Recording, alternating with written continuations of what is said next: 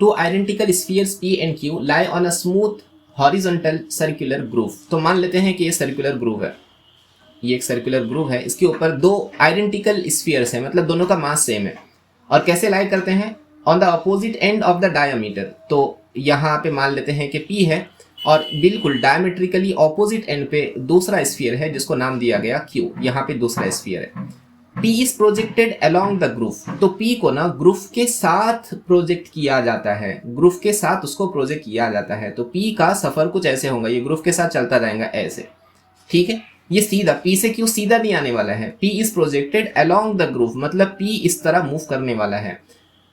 P is projected along the groove and at the end of time t impinges on Q। तो t time गुजरने के बाद वो Q को आके टकराता है, तो इस रास्ते से आया होगा, ठीक है जी। अगर हम देखें P की इनिशियल वेलोसिटी कितनी, तो P की इनिशियल वेलोसिटी मान लेते हैं, P की इनिशियल वेलोसिटी u और Q की इनिशियल वेलोसिटी कितनी होगी, वो तो रुका हुआ है ना, उसकी इनिशियल वेलोसिटी 0 हो जाएगी, जिसको हम आमतौर पे u2 कहते हैं।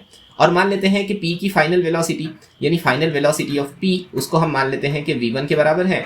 और similarly final velocity of Q, ये कोलिजन होने के बाद की वेलोसिटी, इसको v2 मान लेते हैं, ठीक है जी। अब एक बात बताइए, अगर हम P की वेलोसिटी के ताल्लुक से आपसे पूछे तो वेलोसिटी का फॉर्मूला क्या है? वेलोसिटी का फॉर्मूला है displacement upon time.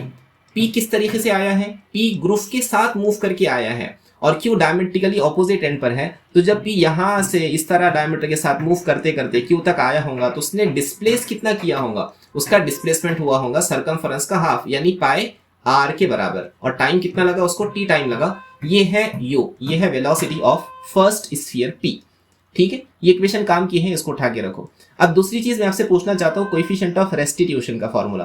Coefficient of restitution का फॉर्मूला क्या है? कोएफिशिएंट ऑफ रेस्टिट्यूशन को लिखा जा सकता है v2 minus v1 upon u1 minus u2। अब इस इक्वेशन को हम डेटा के हिसाब से एडजस्ट करेंगे, तो E बराबर v2 minus v1 upon u1 कितना है? u के बराबर, और u2 कितना है? सेकेंड स्फीयर Q जो कि 0 है, रेस्ट में है। ये हमारी कोएफिशिएंट ऑफ रेस्टिट्यूशन की इक्वेशन मिल गई। इसको भी उठा के रखो, इसकी हमको जरूरत पड़ सकती है। या आप अगर चाहें तो इस इक्वेशन को सिंप्लीफाई भी कर सकते हैं। सिंप्लीफाई करने के बाद हमको मिलेगा v2 minus v1 is equal to E times of u। ये इक्वेशन काम की है, इसको उठा के रखो, नाम दे दो इक्वेशन नंबर 2। अब देखो प्रॉब्लम क्या है। अब क्वेश्चन का सबसे इंटरेस्टिंग पोर्शन शुरू होता है, खूब ध्यान दे इसको। जब P आकर Q से टकराएगा, जब P और Q यहाँ आ जाएंगे, उसके बाद Q भी मूव करने लगेगा और P भी मूव करने लगेगा, और दोनों की वेलोसिटीज कुछ ना कुछ होंगी। एक की वेलोसिटी v2 और एक की वेलोसिटी v1। ये हमारे लिए सरदर्द बन गया, क्योंकि जब दोनों भी मूव कर रहे हैं तो उसने पूछा if E is the coefficient of restitution, the second impact will occur after a shortest time of। कितने टाइम के बाद दोबारा उनके बीच में कोलिजन होने वाला है। दोनों की वेलोसिटी अलग अलग होंगी, तो जितने टाइम में पहला एक सर्कल कंप्लीट करेगा, जरूरी नहीं है कि दूसरा भी उतने टाइम में कंप्लीट करें। वेलोसिटीज अलग अलग है, तो दोनों का सर्कल को कंप्लीट करने का टाइम अलग होगा, तो वो कहीं ना कहीं जाकर दोबारा एक दूसरे को कोलाइड करेंगे। ये बात तो पक्की है, क्योंकि दोनों की वेलोसिटी कैसी है? अलग अलग है। अब वेलोसिटी अलग अलग होने से ये क्वेश्चन मुश्किल हो गया। तो क्या ही अच्छा हो कि हम उसमें से किसी एक ऑब्जेक्ट को रोक लें, यानी हम उसके रेस्पेक्ट में, उसके रिलेटिव बात करना शुरू कर दें।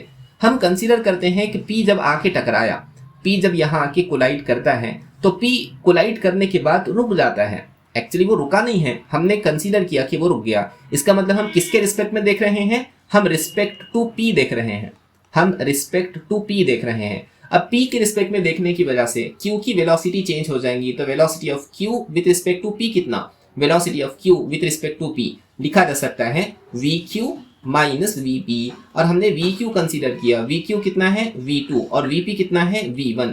अब ये वेलोसिटी है जिसके थ्रू हमको कैलकुलेशन करना है। अब हम किसके रिस्पेक्ट में देख रहे हैं? P के रिस्पेक्ट में। इसका मतलब P यहाँ पर आकर रुक गया, यहीं पर कोलिजन हुआ ना, तो P यहाँ पर है, और सिर्फ Q मूव करने वाला है अलोंग द ग्रूव। तो Q यहाँ से मोशन करेगा, ग्रूव के साथ जाएगा, उसके बाद पूरा एक सर्कल कंप्लीट करके P पे आके टकराएगा। सही बात है। अगर कोलिजन करना है तो Q को, अब P तो अपनी जगह पर रुक गया ना, उसके रिस्पेक्ट में हम बात कर रहे हैं, तो उसकी वेलोसिटी 0 हो जाएंगी, और Q की वेलोसिटी अब V2 नहीं बचेंगी, कितनी हो जाएंगी? V2 माइनस V1 हो जाएंगी। इस वेलोसिटी के साथ Q पूरा सर्कल ट्रैवल करेगा और P पर आकर कोलाइड करेगा। यानी हम लिख सकते हैं velocity is equal to displacement upon time. अब हम सेकेंड कोलिजन की बात कर रहे हैं। सेकेंड कोलिजन होने के लिए Q दोबारा आकर P को टकराना चाहिए, तो बताइए तो सही उसने कितना डिस्टेंस कवर करना, पूरा सरकमफरेंस यानी 2 पाई r के बराबर, और कितना टाइम लगना, मान लेते हैं कैपिटल T टाइम लगना, और यही कैपिटल T हमको मालूम करना है, ठीक है ना। अब वेलोसिटी बताइए, Q की वेलोसिटी कितनी है, v2 नहीं, v2 नहीं है, अब हम P के रिस्पेक्ट में देख रहे हैं, इसलिए Q की वेलोसिटी है v2 माइनस v1, इतना समझा, v2 माइनस v1। बस ये क्वेश्चन सॉल्व हो गया। इक्वेशन नंबर 2 के थ्रू v2 माइनस v1 को लिखा जा सकता है e times of u is equal to ये 2 pi r as it is by capital T। अब मैं कैपिटल T को यहाँ लेकर आ जाता हूँ, कैपिटल T बराबर यहाँ कितना हो जाएगा 2 into pi r by e times of u, ठीक है ना, by e times of u। अब इक्वेशन 1 को ध्यान से देखें, यहां से हम u की वैल्यू लिख सकते हैं, क्या लिख सकते हैं, पाई r बाई टी, तो कैपिटल T क्या हो जाएगा, कैपिटल T यहाँ का 2 इंटू पाई r तो एज इट इज है, यहाँ नीचे क्या है, नीचे कोएफिशिएंट ऑफ रेस्टिट्यूशन है, और ये जो e है ना उसको हम इक्वेशन 1 के थ्रू क्या लिख रहे हैं, pi r divided by small t, pi r by small t। देखो जी ये पाई r कैंसिल होगा, यानी capital T is equal to 2 times of ये स्मॉल t डिनोमिनेटर का डिनोमिनेटर है ऊपर आ जाएगा 2t अपॉन e, ये हमारा आंसर होना चाहिए। तो कैपिटल T बराबर 2t अपॉन e, ये वो टाइम होगा जिसके बाद सेकेंड कोलिजन होने वाला है,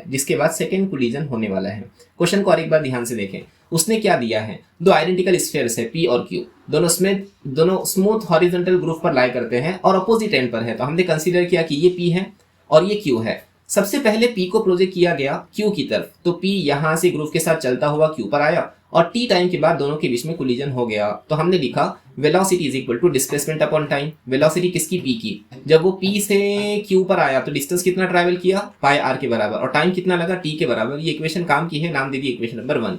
coefficient of restitution v2 minus v1 upon u1 minus u2, लेकिन Q तो पहले रेस्ट में था इसलिए u2 0, तो हमको कोएफिशिएंट ऑफ रेस्टिट्यूशन का फॉर्मूला मिल गया, उससे हमने निकाला v2 माइनस v1 कितना है, e टाइम्स ऑफ u।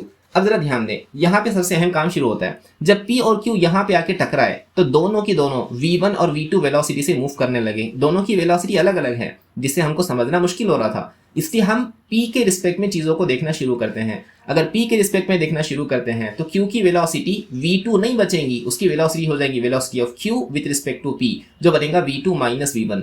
अब ध्यान दें, अगर हम P के रिस्पेक्ट में देख रहे हैं तो P की वेलोसिटी 0 हो गई, मतलब P यहीं रुक गया और Q ग्रुव के साथ मूव कर रहा है, तो सेकेंड कोलिजन के लिए Q ने कितना डिस्टेंस कवर करना, 2 पाई r, कितना टाइम लगा, कैपिटल T, और यही टाइम हमको पता करना है। और वेलोसिटी किसकी, Q की वेलोसिटी, लेकिन किसके रिस्पेक्ट में, P के रिस्पेक्ट में, तो कितना लिखा गया, v2 माइनस v1। बस डेटा हम लिखते हैं, सिंप्लीफाई करते हैं, हमारा आंसर आता है, so option D will be correct. आया ना समझ में ये।